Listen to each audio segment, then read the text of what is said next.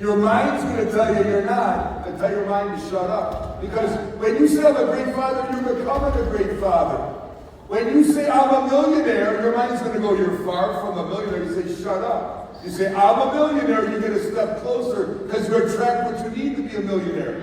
When you say I'm a great husband, I'm a great mother, I'm a good father, I'm a great recruiter, I'm a great producer. That's what took me from being a postal worker for 15 years on a third shift to where I am today. Because I am is God's name, and you're turning your goal into a prayer. So don't forget that. Don't forget that. You know, I remember when I struggled and I heard this story, and I wasn't going to say it, but back there I just heard a voice tell me to say it. So there's a woman who lived in Southern California. And every day when she'd go to work, she'd drive right by the Crystal Cathedral. Has anybody ever heard of the Crystal Cathedral in LA? Well, it's a church completely made out of glass, right? And so when she would drive by, she'd think, you know, I'm going to go there one day. Well, one Sunday morning, she got up, she took a shower, she put on a dress, and she said to her husband, do you want to go to Crystal Cathedral with me? And he said, no, why don't you go by yourself?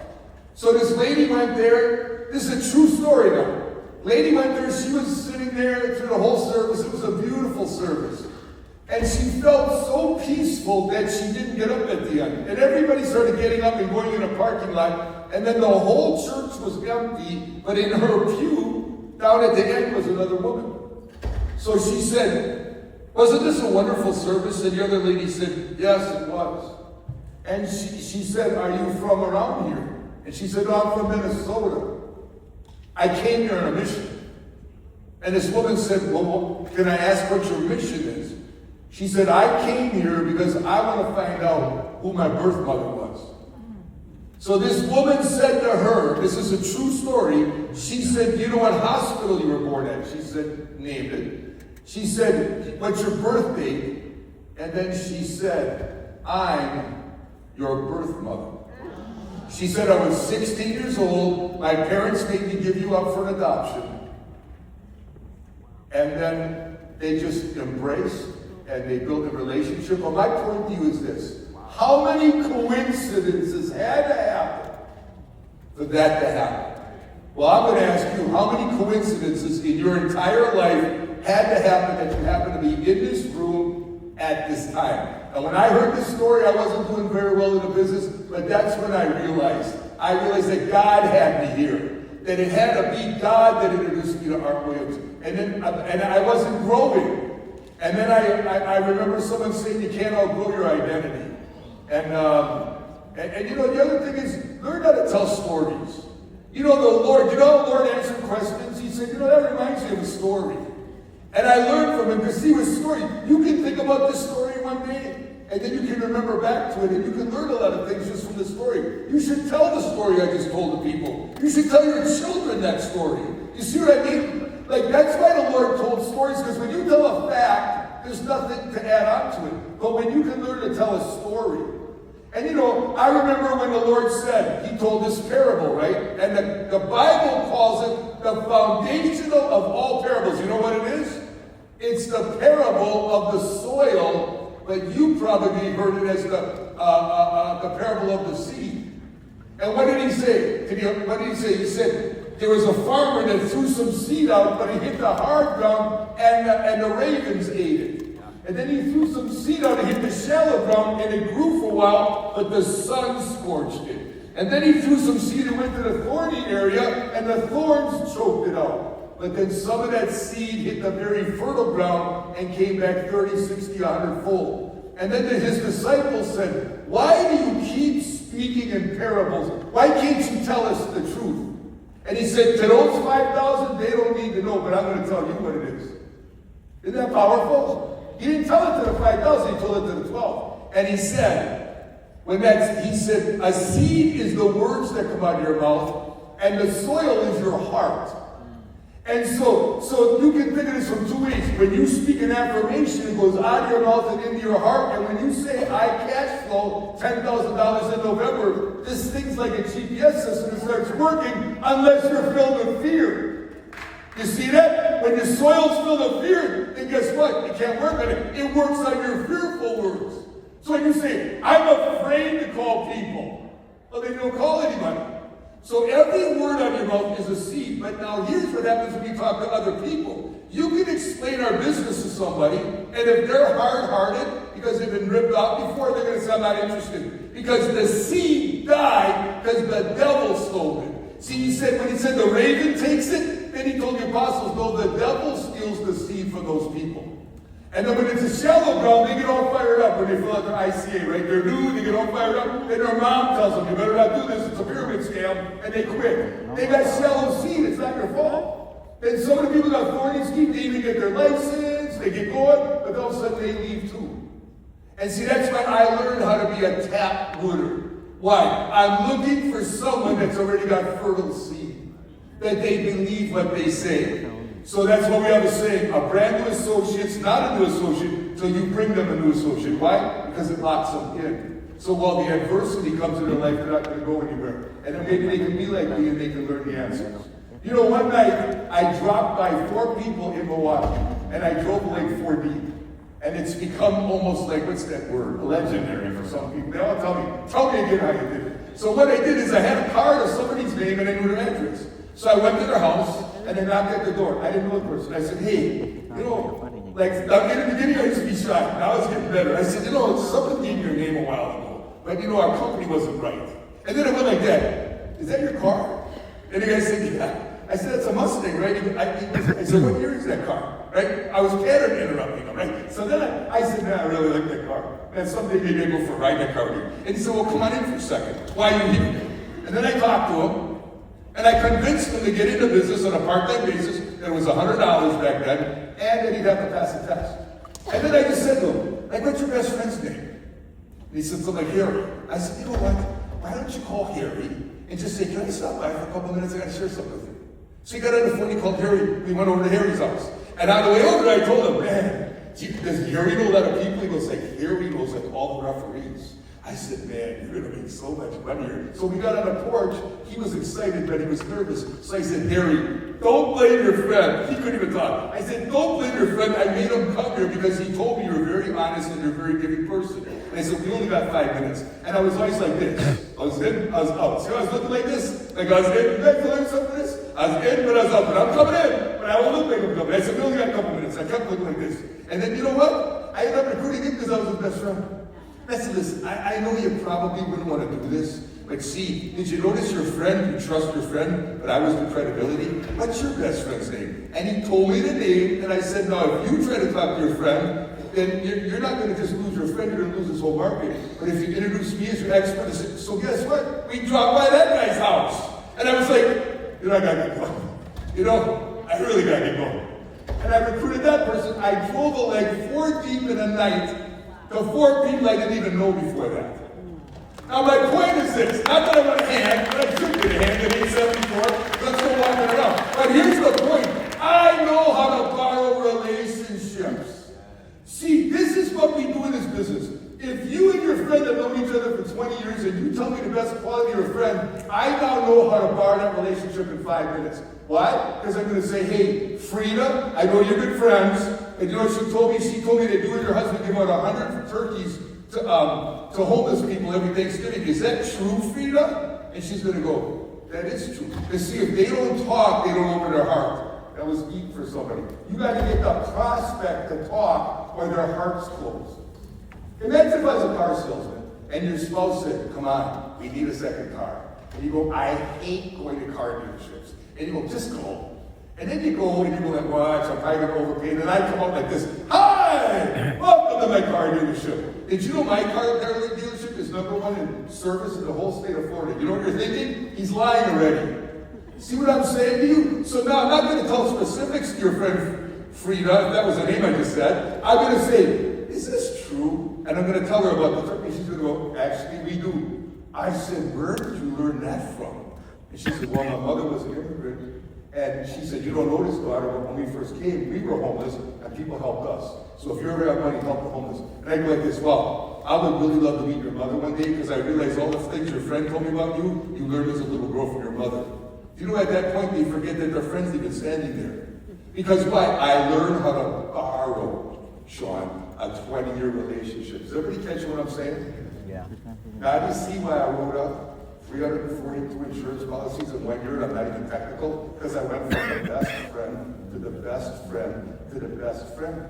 But you see, yo, if you talk to a cold person like me on the street, I'm going to go, why are you even talking to me? Like, who are you? Is he asleep? No, he's not asleep. Does that make sense to anybody? In a cold market, I got a 1% chance. But in a hot market, I got like a 99% chance. Because my products are good, I'm pretty good at explaining them, and I know it's going to be the relationship. And so, just think of that parable example of it all depends on what kind of a heart a person has. If they're open-minded and they got a high identity, of course you're going to say, for a lousy $109, I'm going to check this thing out. All right, I'm going to tell you one more story. His grandpas like to tell stories. So, remember that story about me that I made 22 grand in my 5th year? And then in my 11th year, I made $1 million. And then for 23 straight years, I made a couple million in overrides for the rest of my career. And everybody would ask me, man, Papa, how did you go from making $22,000 your 5th year to all that residual income? And I used to tell them what I thought was the answer until one very special day when my 2 grandkids, who were much smaller at the time, they said, Papa, you gotta go see Kung Fu Panda with us. And I'm like, what is Kung Fu Panda anyway? And then my wife Tina said to me, you know, it's embarrassing when you fall asleep at the movie with these kids. I said, okay, I'll try to stay awake. So does anybody remember Kung Fu Panda? The father was a goose. The son was a panda. I never figured it out biologically, but I'm not going to go there today. Now, remember he made this beautiful noodle soup, right? It was so great. And the son said, Dad, what's the secret to your special noodle soup? And he said, son, it can't be caught. I mean, it can't be caught as in caught. No, I didn't say that movie. I made that up myself. But it's really true. Great lessons in life are never taught, they're taught. See, a lot of you can hear a lot of good information that you haven't, aren't you? Now, some of you are taking ownership of it, and you're going to go make 20 grand this month, and someone else is going to be excited and not make any money. What's the difference? One person caught the lesson, one person missed the lesson. And so one day when he kept bothering his father, he said, today's your day. Today's your day. You're going to get the secret to my special noodle soup. And the panda went, all right, Dad, what is it? And he said, son, remember what I tell you for the rest of your life? Some things, he said, there is no secret to my noodle soup. He said, there's not. He said, remember this, something's special if you believe it's special. And you know what I realized? I never thought I was special my first 5 years in the business. You see why? I was beaten down by my father. I was beaten down by my brothers. I became a postal worker. I didn't think I was special. And I realized if I don't think I'm special, no one else is going to think I'm special. No one's going to buy anything from me. No one's going to join me. So I started to believe that I was special. So something special, if you believe. Are you a special mother? No, right now you're going to think of a couple things you do with your kids. Apologize to them. Get over it. You're not a special mother unless you believe you're a special mother. How about us fathers? We've all blew it with our kids. But you're not a special father if you don't believe you're one. So apologize to them. I apologize to my daughters. I said, you know what, kids? I just have a lot of fear, a lot of worry, a lot of doubt, and I pass that on you, and I apologize for it. He said, Dad, that's okay. But I got out of my system. And then you got to move on. Because you can't let your past enter your present and rob you of that great future that's over there. You know you got a great future. Every one of you knows you got a great future here. And you don't got to be the sharpest tool in the shed. Because when Eric Olson was on my team, I wasn't the sharpest tool in the shed, but I got a lot of sharp tools that got attracted to me. Does that make sense? I didn't have all the answers. All I knew was this. I know what I know. I know who knows what I don't know. And that's all I need to know. See, some of you are overthinking everything. I said this yesterday, but I'm going to say it again. I will get an appointment, and whenever they start talking about their finances, I just got a blank stare. Because I got ADD and dyslexia. So I was just looking like this. And they start saying, I got my money, it's a trust. You know, it's an indisputable, unrecognizable, uncensorable. That's what it sounded like to me. But I just stared at them like this. And I didn't believe I loved them too. That's a secret. Because love casts out fear. You know why people don't like this? Because they're scared. So I just loved them like this. I just loved them. And then when they were done, I did the same thing every time. I said, you know, I'm about 80% sure answering your question, but but I would never answer a question unless 100% sure. But I know one of the best financial planners in the state of Florida. I'm going to put you on a three-way text to him. Ask him your questions. If you want to do something with him, do it. And if you don't do it. And guess what I did next? After I set up the three-way, I'm a prayer. I said, oh, Lord, I know that the financial planner I hooked them up with is one of the best in the country. And I know this person, they're not going to sell a product or win them a trip to Hawaii. They're going to give them the best product. And I know this person needs a great product. We got 33 companies here, Lord. You know that already. And so I'm just thanking you for rolling it over because I am one of your sons, and I would get 50% on the move. So now I'm praying like it's up to God. And I'm working like, I know this seems oversimplified, but some of you need an oversimplified presentation tonight. So does that make sense? Take all the things in that you can and then stop trying to remember everything. Because people buy you. They're not buying an IUL, they're buying your belief in an IUL. They're not joining because of your presentation. So do you see what I mean? To me, recruiting people is more like saying, hey, I got 2 tickets to the Tampa Buccaneers football game. And then let's say he says to me, Greg, I'm pretty tired, my back hurts. I go, shut up, I'm picking you up in 10 minutes, we're going to the game. And I'll bet at halftime he'd say, hey, thanks for getting me out of my pity party. See, I think some of you are trying too hard. Just tell them you're going to try. You know, you probably said to me because you could tell I was low identity. I'm going to close with this one. You know what he said to me? He could tell that I was filled with fear, worry, and doubt. And he said to me, Greg, why don't you get in, try it for 30 days, and if you don't like it, get out. And do you know when I flew home from Atlanta to Milwaukee, that's the only thing that kept me going. Now think about that. Just tell people, why don't you give it a try? If you like it, go for it. If you don't like it, you can go on. Sometimes people are making this way too complicated. Does that make sense to anybody? And you know that I pray over you every day. Did you know that? I pray Colossians over you. I pray Ephesians over you. I say no weapon formed against them shall prosper. I bind spirits of division over your marriage. I bind spirits of division. So you should all say, I believe I receive a Greg Kapp or Papa Kapp pray over me. Because I don't pray for you because I need a pat on the back. I'm just good at praying. I may not be good at annuities, but I'm really good at praying. And if you started to say, I believe I receive a Greg Kapp praying over me today, it's coming on you. You got it? Be blessed. Be so blessed. All right. All right. Thank you. Thank you. Woo!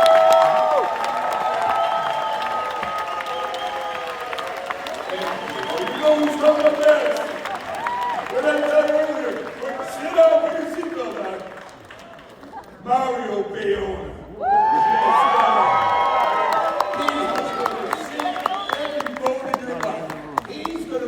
Find the real you deep inside of you. You understand who this man is?